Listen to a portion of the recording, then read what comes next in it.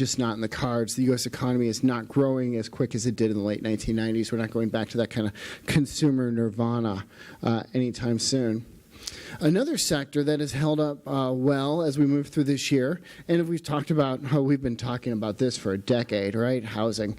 It's a story that we cannot end anytime soon. But right now, it's not ending in a good way. It's not ending, but that's good. I want to keep this upbeat. Housing starts, housing permits continue to rise. Housing sales have been strong. Housing sales have been particularly strong throughout Oregon. Basically most municipalities have been experiencing very strong housing sales growth. But the housing starts numbers just still aren't there where we would think they would be after such a long period of underbuilding and relative to what we've seen in past expansions and population growth.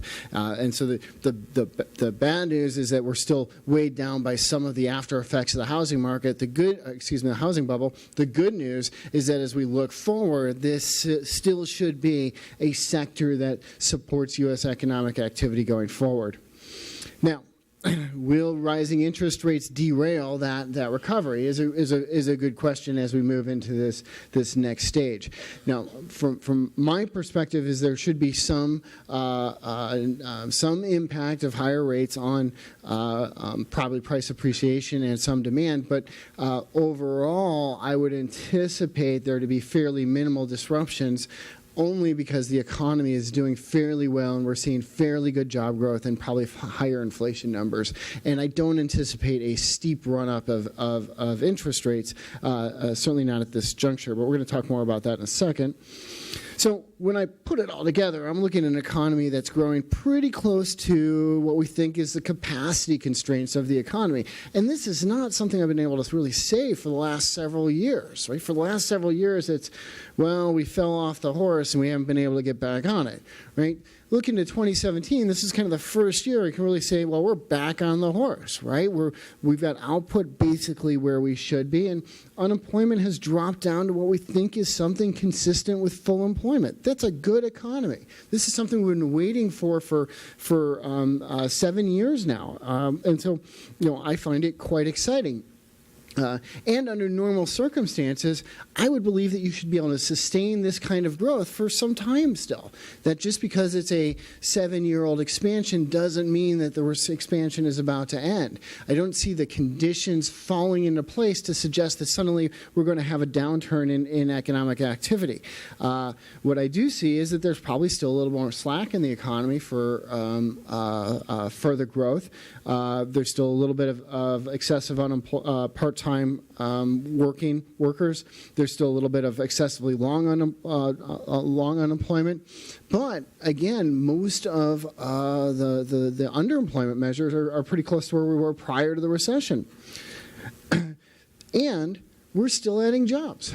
We're probably adding jobs at a pace that's pretty much too fast for the U.S. economy as we get into late 2017 and late 2018. U.S. economy probably should be growing as we get to that point. Jobs at about 100,000 a month, give or take. We're still at about 180,000 a month on average. So we're moving in a direction that's slowing down, but we're actually still adding quite a bit of jobs. That's probably going to have to. That's probably exceeding the growth in the labor force going forward. So again, a fairly good period of time, especially since we've been able to get some of that additional labor force, at least in the near term, from the cyclical factors. So the demographics aren't really weighing down the economy as much as we might have expected too. So all of this is a fairly optimistic, I think, story as we headed into 2017. The challenge is what's going to happen on national policy. And the answer to that question is we don't entirely know what's going to happen on national policy. I was pretty sure 3 or 4 months ago what the path was likely to be. This is a fairly complicated chart, and I apologize for that. I think maybe I only need to look at 2 lines here, the black line and the blue line. The black line is aggregate U.S. growth.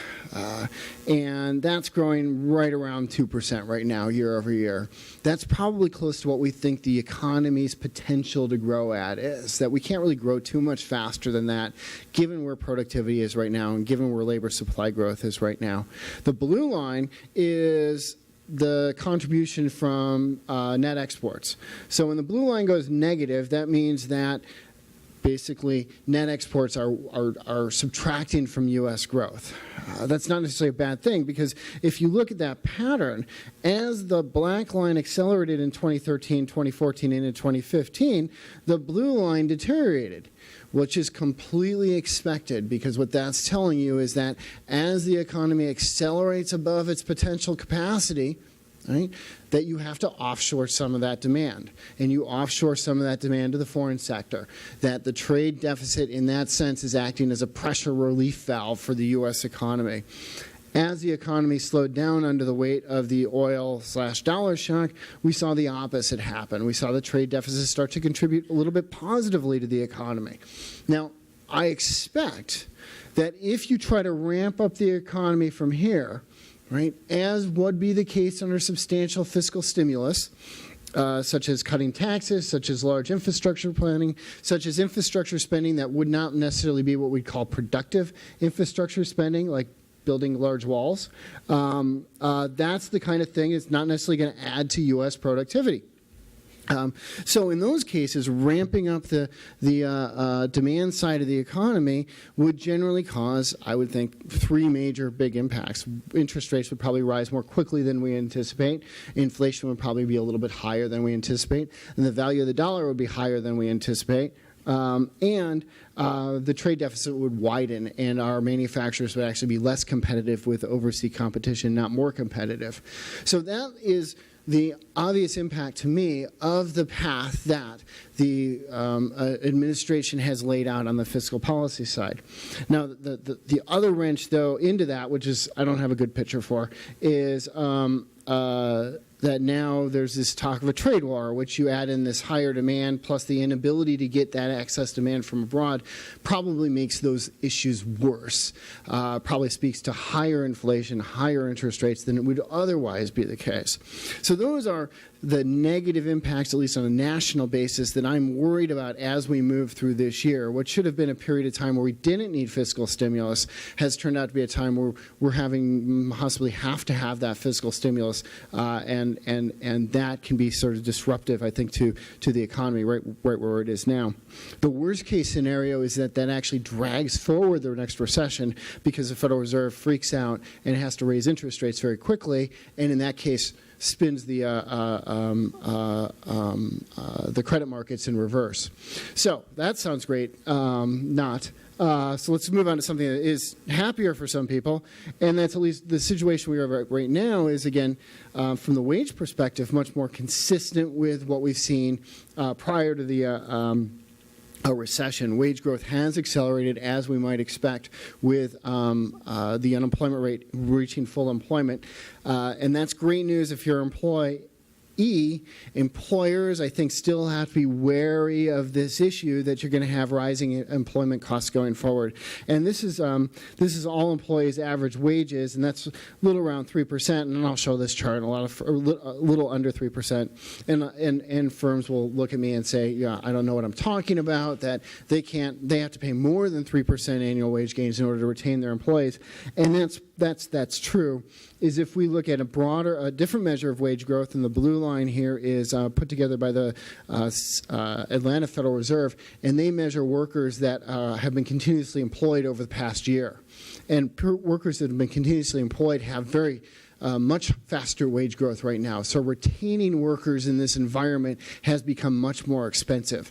And so that's why you feel something different than that national data, because the national data has some demographic effects, some older workers leaving the workforce that are maybe higher paid, some younger workers entering the workforce that are lower paid, and that's swamping some of those numbers.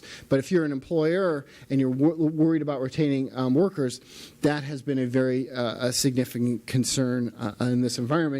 And if you try to, again, boost the economy faster at this point, that concern is probably going to be intensified, not lessened. Inflation so far hasn't been a challenge that we've faced, and that's still the story.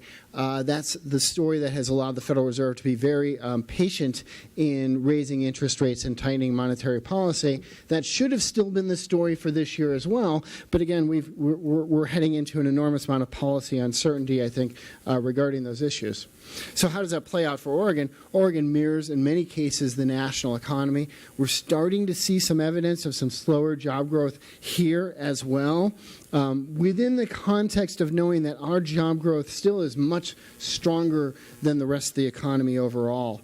That when we look at what's gone on this cycle, early in the cycle, 2010, 2012, through 2012, that Oregon was not growing jobs faster than the rest of the U.S. economy, as is normally the case.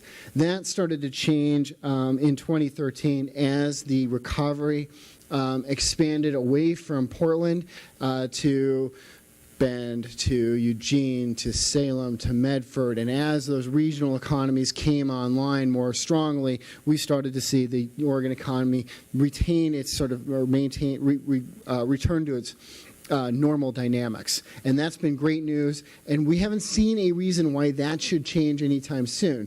Generally during expansions, and of course, many of you know this in your community, that we tend to get more migration nationally, and that migration tends to, on net, benefit Oregon. Incoming residents within the context of an economy that can create jobs tends to be a very synergistic environment, and our job numbers continue to bear that out. So that's great. Indicators all look good. Initial unemployment claims have fallen to very low levels. Firms just are not laying workers off. Residential building permits nationally, in Oregon have been tepid, certainly, and that's still something that is a challenge, is getting enough housing online. Parts of the state are seeing affordability issues. Recently, employment services payrolls, largely temporary help firms, has started to pick back up again. I was a little bit worried last year, but no, that number has come back up. And the manufacturing sector has generally held fairly solid during this period of time. Hours worked has held steady. I did want to highlight these two indicators, employment services payrolls, which I just talked about, which was flattening out in 2015 and made me a little bit nervous. And the same thing, too, on the right-hand side is Oregon Weight Distance Tax, which is a measure of trucking activity. And if you squint, you could see that in 2015 that started to move sideways as well. But both of those indicators picked up. And again, I think that's consistent with the story that the U.S. economy has moved through that little period of weakness. So when I look at the, take all these numbers and grind them together in a couple different indexes we do, thank you to KeyBank for supporting this. Index of Economic Indicators points upward, and again, up and to the right, good news. No recession on the horizon, and the pace of growth nationally has been statewide has been above average. So above zero here on the blue line is good news. Probably a little bit off the peaks. Like I said last year, I think some of the peak growth of this cycle is behind us. If we get more faster growth ahead of us without having faster productivity or labor force growth, that's actually going to be more of a problem for policy than not, I think. Now, nationally, or statewide, I do think that we're at some higher risk of some national policy going sideways than some other states. We tend to be fairly dependent upon international trade in Oregon, and so to the extent that we engage in a trade war would disproportionately hurt Oregon relative to the rest of the nation. And so that's one thing to keep in mind, I think, going through this next year. And related to that is Oregon has been one of the largest expanders of healthcare under the ACA, and to the extent that the ACA is reversed would then also, I think, disproportionately hurt the Oregon economy. So my story should be one where all we had to do was maintain fairly conservative fiscal policy, fairly conservative monetary policy, and we could let this expansion run out for at least 2 more years, if not longer. Now, there's a lot of additional uncertainty about, do we actually speed up here in the near term, but then does that bring forward the next recession? Does that actually create an environment that complicates it? Or do we have this immediate trade war, and that has negative near-term consequences? So then you start to say, well, the air band around my forecast, which was generally benign, has suddenly gotten much wider in the last couple of months. Regionally, I think here again, like Oregon as a whole, and this is a story we've been able to tell for the last few years. Regionally, the economy has been doing quite well. Unemployment's down. Labor force is higher as people have moved into the region to take advantage of the growing economy. As also we've seen the improvement in the underlying economy that's drawing more people, even locally, back into the labor force. The airport activity has been shooting up here, just like it has been in other regions of the state, consistent with solid economic activity, population growth, demand for the product. It tends to be a good cyclical indicator, and that's pointing the right way. The weak spot is like it is in the rest of many other parts of the state, is that housing construction still has not really come back as strongly as we might have expected. I anticipate that story is going to change over the next year. All around the state, when I look, I see firms that had put off and not worked on new development projects during the worst part of the housing bubble have been coming back to the planning process over the last couple of years and getting closer to getting new product, new buildable land online. And I think that will play itself out with higher housing starts here going forward. And I think that's something that really the state will provide an economic boost, and the state really needs. I do think one of the issues there is, do we have the labor, do we have the construction workers to fuel that? Could be a factor that we should be worried about going forward. Jobs have rebounded locally above the peak of the last cycle. And that's great news. Again, every year we go on, we move farther and farther past the weakness of the recession. In my mind, this is some of the best opportunity, the best time to make progress in our local economies. And I always worry that when things are going well, electeds particularly will take their focus off the economy because it's sort of moving along on its own. But from my perspective, when things are going well, that's the easiest time to attract new firms, to grow your economy. It's a lot harder to do that during the depth of a recession, when suddenly everybody becomes interested in it again. So, my message is to keep your eye focused on the economic situation, economic development, as the economy has been so strong here, because this is the best time to move forward on that kind of development. And then when I put it all together in the measure of economic activity, again, over the past 2 years, we have bounced back above normal, as would be consistent for an expansion, as would be consistent for a lot of regions across the state.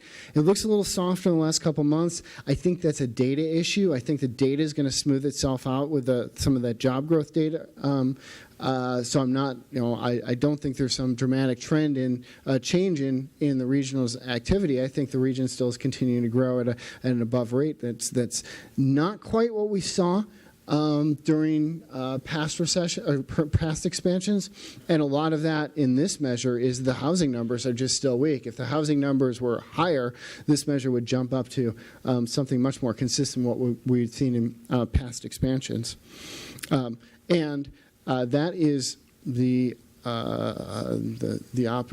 talk, 25 minutes or so, and I am available, I think, for 5 to 10 minutes of questions. Is that accurate? I don't see a person with a card. Usually somebody is holding a card out to me and saying, stop talking.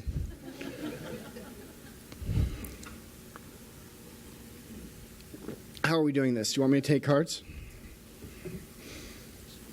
Did you review these to see if these are sane questions? Is low housing starts related to pent-up inventory waiting for prices to rise? And yes, the answer is that is one thing that has certainly been an issue holding down inventory overall, but also building and development activity is that as prices collapsed during the housing burst, obviously the profitability of building new homes fell. And as the housing market has come back and prices have come back, and in many parts of the state we're seeing prices come back to either at or above what they were at the peak of the bubble, that has stimulated additional demand for housing, or excuse me, additional supply for housing.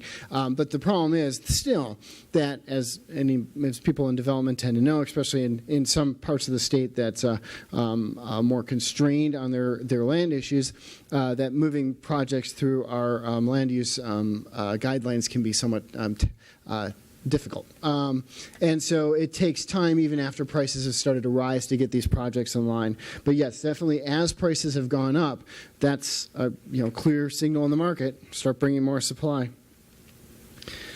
Does the weak economy in Europe play a significant role in oil price decline?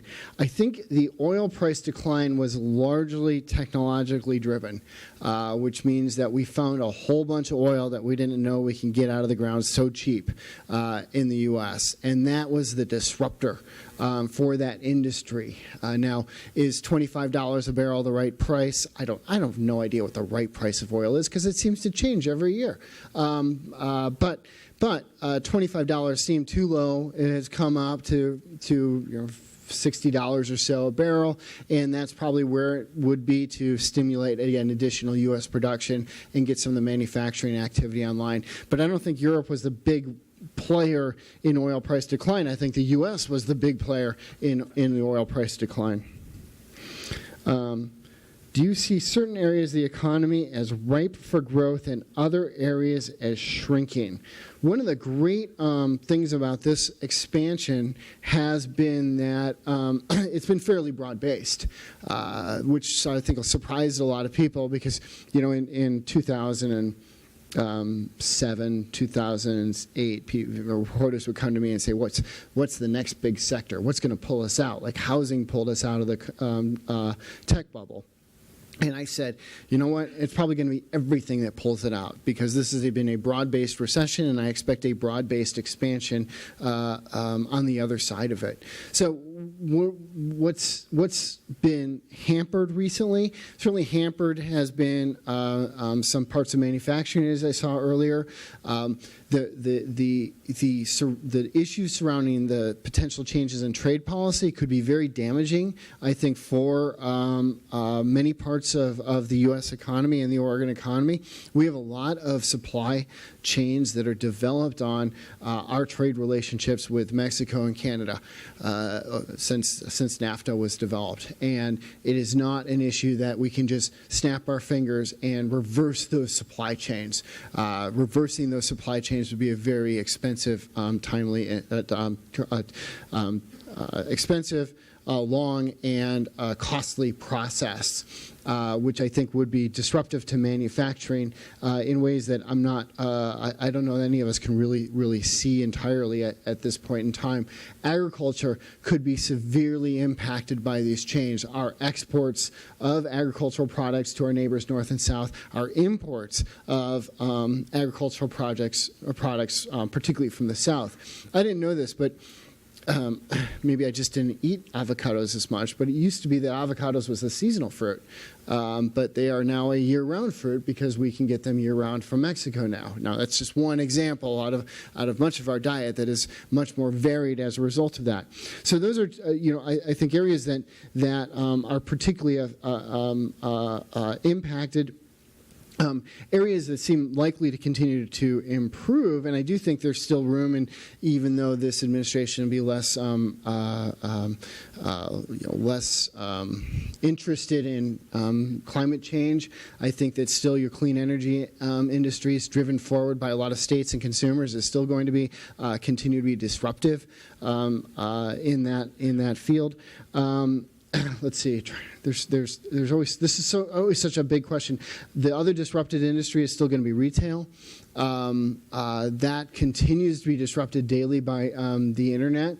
and by changing tastes and preferences. So those are disruptive industries. But I think also today we're going to hear about some firms that are really buoyed in the current economic environment, and you can see examples of people that are taking advantages of markets that maybe nobody thought there was a market for previously. Sorry, that's a long answer. Plastics. Plastics is the answer. You have to be a little bit older to understand that joke, right? Okay. Is there a reason to be concerned with public versus private sector employment and competition for skilled labor? Well, depends which side you're on, right? I would say that there is concern on that issue, and it's going to be a concern anytime you have the economy near full employment, that it's not just public versus private sector, but that's private sector firms fighting amongst themselves. So I think from the public's perspective, one of the big challenges going into this year is certainly financing the cost of labor. Certainly on the state side of the coin, there is a significant budget deficit that needs to be filled, and that's going to be filled somewhat with largely, I think, with spending cuts. But there are many parts of government services where you cannot hire employees very easily because the wages are actually still fairly low. So from that side of the point, there is certainly a competition there. And I think the demand for public workers is going to go down to the extent that helps private sector. I think is possibly the case going forward. But when you're near full employment, as we are, that's going to be a concern. Are there any reports or indicators that compare government dependence? I'm not sure I understand entirely this question, so maybe I shouldn't have read it out loud. How much the economy per state is dependent upon government? I'm sure there are, but I don't know them off the top of my head. But every state, it's a fairly easy to check out, for example, employment, government workers as a share of employment. Nationally, that has been going down, and for Oregon, it's been going down as well. Government employees as a share of overall workers.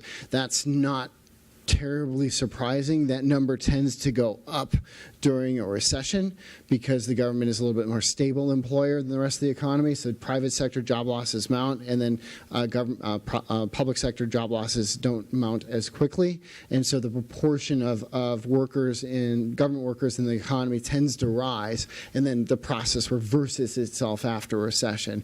And that's certainly something we've been seeing on the national basis as well.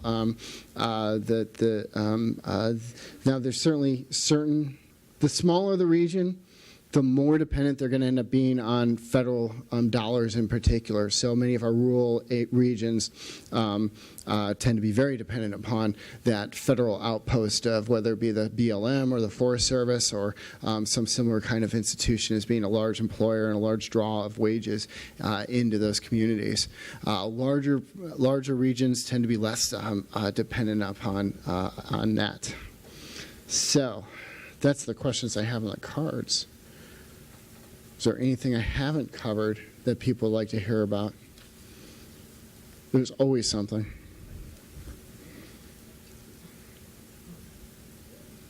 Are we good? Is that?